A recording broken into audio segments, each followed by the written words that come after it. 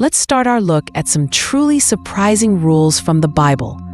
What if the Bible, God's special book, has some laws that are so strange, so tough, and even a little bit scary that most churches never, ever talk about them? What if some of these rules make you wonder, did God really say that? That's right. There's a whole hidden rule book in the Bible that's kept very quiet. Close your eyes and allow yourself to rest as we explore the forgotten moments that might hold deeper secrets than we realize. This is today's bedtime story. Let's begin. Think about the rules you usually hear from the Bible. You probably know about the 10 Commandments. Don't lie, don't steal, be kind to your parents. These are good rules that help us live well. We think of the Bible as a book full of wise advice and loving words from God. It seems pretty clear and easy to understand, right? But what if there are hundreds more rules in the Bible that are completely different? Rules that talk about things that seem unfair or gross or even a little bit mean by today's ideas. It's like finding a secret instruction book for a game you thought you knew, and the new rules are super weird and change everything. You'd be like, whoa, I didn't know that was in there. These surprising laws are found mostly in the older parts of the Bible, in books like Exodus, Leviticus, Numbers, and Deuteronomy. They were given to God's people, the Israelites, a very, very long time ago. They cover everything from how to build a tent for worship, to what clothes to wear, to what foods you could eat, and even how to punish people who did bad things. The reason these rules are often kept secret or just quickly mentioned in church is because they can be really confusing and sometimes upsetting for us today. It's hard to explain why some of these rules were given, especially when they seem so different from how we think about fairness or kindness now. Pastors and teachers often choose to focus on the parts of the Bible that are easier to understand and that teach lessons about love and forgiveness. They might worry that if they talk about these tough laws too much, people might get confused or even think the Bible is strange. But learning about these laws isn't about saying the Bible is bad or wrong. It's about seeing the whole truth of what's written there.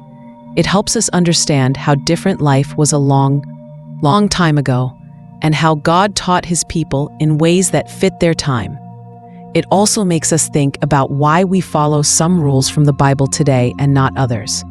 Later in this video, we will open up the Bible and show you the exact verses that prove this shocking claim about the Bible's most disturbing laws. You'll see for yourself the rules that many don't want you to know about, and it will truly make you think differently about God's ancient rulebook. So get ready to discover the parts of the Bible that are kept quiet, the rules that the church often doesn't talk about. Let's jump right into one of the Bible's most surprising and upsetting rules. What if the Bible, in its old laws, actually allowed people to buy and sell other people as slaves, and even said it was okay for a father to sell his own daughter? That's right, the very book we call holy has rules about people being treated like property, which feels very, very wrong to us today. Think about what we believe now. Everyone is free, and no one should ever own another person. It's a huge problem to think about someone being bought or sold. So, when we read the Bible and find rules about slavery, it can be really confusing and even upsetting. It's like finding a rule in a game that says it's okay to cheat your best friend. It just doesn't make sense with what you think is fair and good. The Bible, especially in the book of Exodus, talks about how people in ancient Israel could own slaves. It even has different rules for different kinds of slaves. For example, it talks about Hebrew people who might sell themselves into slavery if they were very poor and needed money to live. But it also talks about buying slaves from other countries. And here's the really shocking part. The Bible had rules for what happened if a father sold his daughter as a servant. Exodus 21:7-11. It talks about how she shouldn't be set free after 6 years like a male slave, but might become the wife of the person who bought her, or the wife of his son. If she wasn't treated well, she could leave, but the main idea is that she could be sold in the first place. This is a very difficult thing to understand, especially when we think about how much we value girls and women today. Why is this talked about so little in churches? Because it's a very uncomfortable part of the Bible. It's hard to explain how a loving God could have laws that allowed something like slavery, which we now know is terribly wrong. Pastors often focus on parts of the Bible that teach freedom and justice, so they might skip over these parts because they don't fit the picture of God we want to share. But these laws are right there in the Bible, showing us that life in ancient times was very different and sometimes very harsh. The Bible talks about these laws of slavery and how people could be bought and sold. This understanding truly changes how we think about ancient laws and the challenging parts of the Bible. Let's move to another surprising and very tough rule from the Bible. What if the Bible's famous eye for an eye rule wasn't just about making things fair, but sometimes meant truly painful and shocking punishments, like cutting off a hand or blinding someone, for crimes that seem less serious to us today? That's right, the Bible talks about punishments that are very, very harsh and might make you uncomfortable. Think about what an eye for an eye means to you. It usually sounds like if someone hurts your eye, their eye gets hurt back. It sounds like a way to make sure the punishment fits the crime, not too much and not too little. But in the old laws of the Bible, this idea went to some really extreme places. It wasn't always just about getting the exact same injury back. The Bible, especially in books like Exodus and Deuteronomy, gives very strong rules about how to punish people. For example, if someone hurt a pregnant woman and she lost her baby, the person who did it could be made to give life for life, eye for eye, tooth for tooth, hand for hand, foot for foot, burn for burn, wound for wound, stripe for stripe. Exodus 21:23-25, simplified. This means if you caused someone to lose a hand, you could lose your hand. If you caused them a burn, you could get a burn. These were very real, physical punishments. But it gets even more surprising. There's a law in the Bible that says if a man and a woman are fighting, and the man's wife comes to help him by grabbing the other man by his private parts, her hand should be cut off. Deuteronomy 25:11-12. Think about that for a moment. Just for trying to help her husband in a fight, even in a rude way, her hand would be cut off. That seems incredibly extreme and unfair to us today. Why is this very tough side of an eye for an eye often kept quiet in churches? Because these laws are very hard to explain in a gentle way. They show a kind of justice that was very common in ancient times, where punishments were often very quick and very physical. It's hard to make sense of these rules with our modern ideas of mercy and fairness. Pastors often focus on God's love and forgiveness, so they might skip over laws that seem so cruel. But these laws are written clearly in the Bible, showing a time when rules were very, very strict and punishments were very harsh. These shocking punishments and the extreme ways an eye for an eye was sometimes used, and this understanding truly changes how we think about ancient laws and the challenging parts of the Bible's rulebook. Let's dive into another incredibly tough and surprising rule from the Bible. What if the Bible's old laws said that parents could bring their own stubborn, disrespectful son to the leaders of their town, and those leaders could then have the son put to death by stoning him? That's right, the Bible actually has a rule where being a really disobedient kid could mean losing your life. Think about what happens today if a kid is very disobedient or always gets into trouble. Parents might send them to their room, or take away their toys, or even send them to a special school. We try to teach kids to be good, but we would never think about having them put to death just for being rebellious.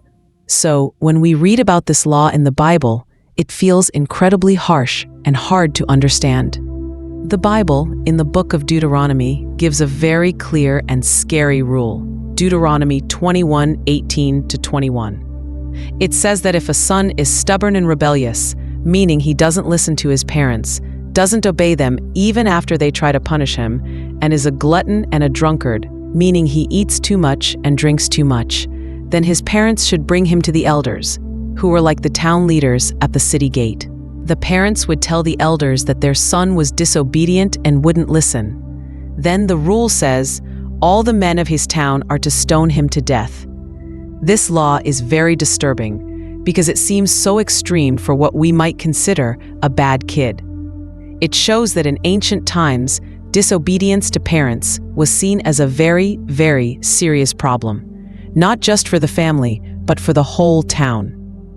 It was believed that if one person broke the rules and didn't respect authority, it could cause big problems for everyone. This kind of law was meant to scare people into obeying, so that society would stay in order. Why is this shocking law almost never talked about in church? Because it's very hard to explain today. It doesn't fit with our modern ideas of child protection or how we believe God shows mercy. Pastors usually focus on messages of love, forgiveness, and guidance for families, not on laws that seem so brutal. They might worry that people would be scared or confused by such a harsh rule. But this law is indeed right there in the Bible, showing us a very different and much stricter world long, long ago. Let's explore another truly unsettling rule from the Bible, one that deals with how wars were fought long ago.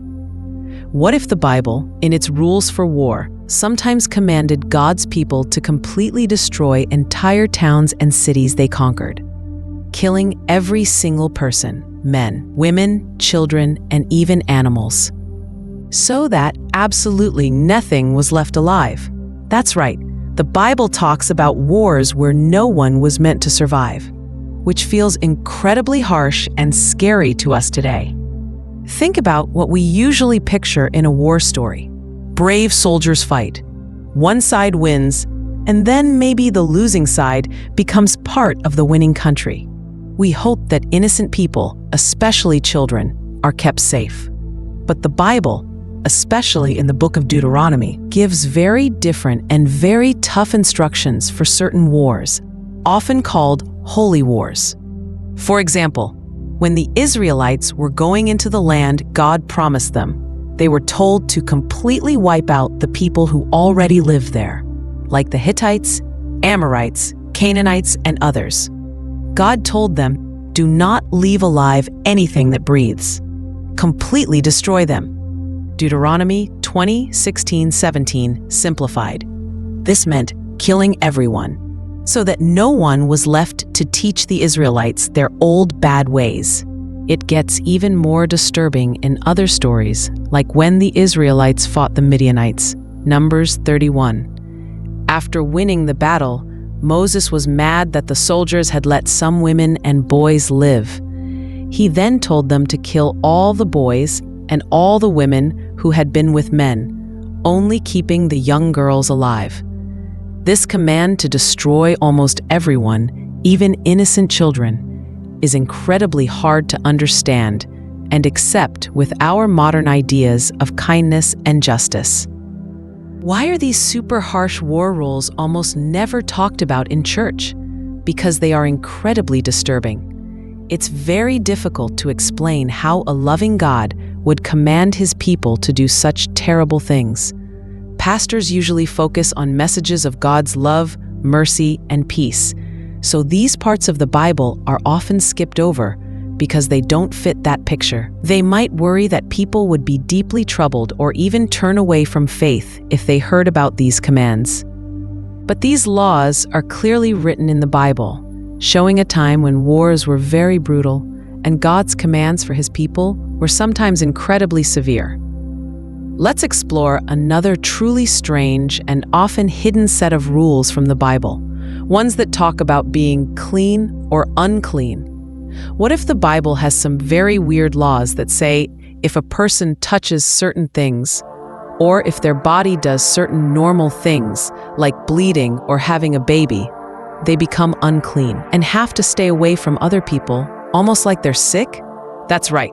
The Bible talks about special rules that sound very odd to us today, making ordinary parts of life seem dirty. Think about what clean means to you. It usually means washing your hands, taking a bath, or having a neat room. But in the old laws of the Bible, especially in the book of Leviticus, being clean meant much, much more than just being physically tidy. It meant being pure in a special way so you could be close to God and be part of the community's worship. These laws meant that very normal, everyday things about the human body, things that happen naturally, could make a person unclean.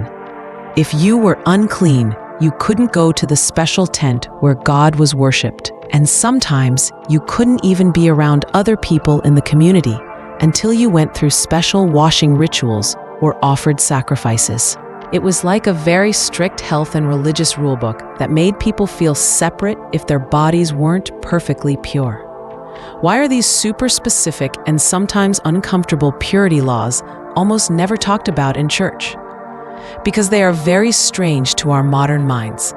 It's hard to explain why natural body functions would make someone unclean, or why people had to go through such detailed washing rules. Pastors often focus on spiritual cleanliness, like having a pure heart, rather than these physical rules. They might worry that these laws would make people feel weird or confused about God. But these laws are right there in the Bible, showing us a very different way people lived and thought about being holy in ancient times. This is the most surprising and maybe even a little bit gross secret from the Bible's old laws. What if the Bible spends many pages telling people to kill animals, drain their blood, burn their insides, and poured blood on altars, all as a way to say sorry to God or get close to Him? What if worship in the Bible was often about lots and lots of blood and guts? That's right. The way people used to worship God was much messier and more shocking than anything you'd see in church today. Think about what worship looks like for most people now. It might be singing songs, listening to stories, praying quietly, or helping others. It's usually a peaceful and clean experience. So, when you read about the ways people worshipped God in the Old Testament, it can feel incredibly strange and even a little bit scary. The Bible, especially in the book of Leviticus, gives super detailed rules about animal sacrifices. These weren't just a few animals now and then. Sometimes many animals, cows, sheep, goats, or doves were killed as part of worship. The rules said exactly how to do it. The animal's throat would be cut and its blood would be drained. Then, the blood would often be sprinkled or poured on the altar, all as a way to say sorry to God or get close to Him. What if worship in the Bible was often about lots and lots of blood and guts? That's right. The way people used to worship God was much messier and more shocking than anything you'd see in church today. Think about what worship looks like for most people now. It might be singing songs, listening to stories, praying quietly, or helping others. It's usually a peaceful and clean experience. So, when you read about the ways people worshipped God in the Old Testament, it can feel incredibly strange and even a little bit scary. The Bible, especially in the book of Leviticus, gives super detailed rules about animal sacrifices. These weren't just a few animals now and then. Sometimes many animals, cows, sheep, goats, or doves were killed as part of worship. The rules said exactly how to do it.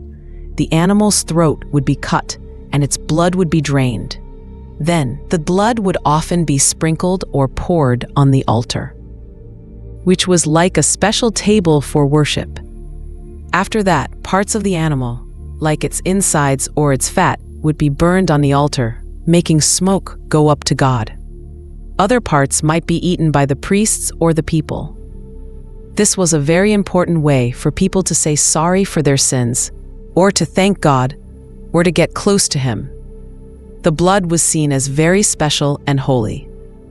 But for us today, reading about all the cutting, the draining of blood, and the burning of animal parts can be very gruesome. It's like reading a very old recipe book for a meat-cutting factory, but it's for church. It makes you wonder, why did God want such bloody and messy worship? Why did so many animals have to die? Why is this detailed, gory side of biblical worship almost never talked about in church? Because it's very hard to explain without making people uncomfortable. It doesn't fit with the calm and peaceful idea of worship that most people have today. Let's explore another very sensitive and often hidden set of rules from the Bible. Ones about who people could and could not be with. What if the Bible has some very strict and surprising laws about who could be together in a relationship, saying that certain acts were so bad that the people involved or even animals had to be put to death? That's right. The Bible talks about very severe punishments for what it calls forbidden relationships, which can be very uncomfortable to hear about today. Think about what we usually learn about relationships. We learn about loving someone, getting married, and having a family. But the Bible, especially in the books of Leviticus, has many, many rules about what kinds of relationships were allowed and what kinds were completely forbidden. These rules were super important because they were about keeping God's people holy and different from the other groups around them. Here's where it gets disturbing. The Bible lists many types of relationships that were not allowed and were considered detestable to God. For example, it strictly forbids being with a close family member, like a parent, child, brother, or sister, which we call incest. It also absolutely forbids a man or a woman being with an animal, which is called bestiality, and it says that a man should not have sex with another man. For many of these forbidden acts, punishment was very, very severe, death. The Bible says that people who did these things should be cut off from their people or even killed, Leviticus 18, Leviticus 20. It even says that if a person had sex with an animal, both the person and the animal should be killed. These punishments show just how seriously God and ancient Israel took these rules. They believed that these acts made the land unclean and very, very wrong. Why are these super strict and sometimes very specific laws about relationships often kept quiet in churches? Because they are very sensitive and hard to talk about. Some of these topics are still very debated or misunderstood today. It's difficult to explain these ancient laws in a way that is kind and helpful, while also being true to what the Bible says. Pastors might avoid them because they don't fit easily into modern conversations about love and relationships, or because they might upset or confuse people. But these laws are written clearly in the Bible, showing us a very strict moral code from ancient times. Let's uncover another truly surprising and even sad rule from the Bible, one that talks about people with differences in their bodies. What if the Bible, in its old laws, said that people who had certain body problems or disabilities, like being blind, or having a limp, or even a broken nose, were not allowed to serve God in special ways, like being a priest or coming close to the altar? That's right. The Bible had rules that seemed to say some people were too imperfect to do certain holy jobs, which feels very unfair to us today. Think about what we believe now. Everyone is important, and God loves everyone, no matter how their body looks or works. We think that anyone who loves God can serve Him in any way they can. So, when we read about these laws in the Bible, it can be really confusing and even hurtful. It's like finding a rule in a game that says only perfect-looking players can join, even if they're super skilled. The Bible, especially in the book of Leviticus, talks about very specific rules for who could be a priest, a special job that allowed someone to serve God directly in the holy tent, called the tabernacle, and later in the temple. The rules said that if a person had any kind of blemish or defect, they couldn't be a priest or come near God's altar. The Bible lists many examples. No man who has any defect may come near.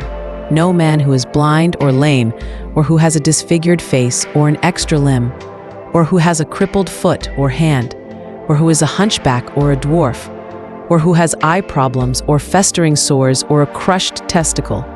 Leviticus 21:18-20, simplified. These laws were not saying that God didn't love these people. They were about keeping things perfect and holy for God's special worship place, showing that God is perfect. The animals for sacrifice also had to be perfect without any problems. So the priests, who represented the people to God, also had to be perfect in their bodies. But for us today, these rules feel very harsh because they seem to exclude people just because of how their bodies were made. It's hard to understand why God would set up such a rule that seems to put down people with disabilities. Why are these specific laws about physical differences almost never talked about in church? Because they are very uncomfortable and hard to explain in a way that feels loving and fair. It's difficult to make sense of them with our modern ideas of equality and how God sees everyone as valuable, no matter what. Pastors usually focus on messages of God's acceptance and healing, so these parts of the Bible are often skipped over. But these laws are clearly written in the Bible, showing us a very different and stricter way of thinking about holiness and who could serve God in ancient times. Let's bring all these surprising and sometimes very tough Bible laws together and try to understand why they are even in the Bible. What if the reason these super disturbing and uncomfortable laws are in God's holy book isn't just to be mean, but to show us how truly different God's people had to be long ago, how serious sin was, and how much we really need God's amazing grace and forgiveness today? That's right, these strange rules actually teach us very deep lessons. Think about all the laws we've talked about: selling daughters, cutting off hands, stoning rebellious kids, wiping out whole towns in war, being unclean for normal body things, and all the bloody animal sacrifices. And don't forget the very strict rules about who could be together and who couldn't, with very harsh punishments. If you just read them, they can make you scratch your head and wonder, is this the same loving God I hear about? You can find links to all these fascinating books in the description. You are awesome for watching. Don't forget to watch the next video showing up on your screen.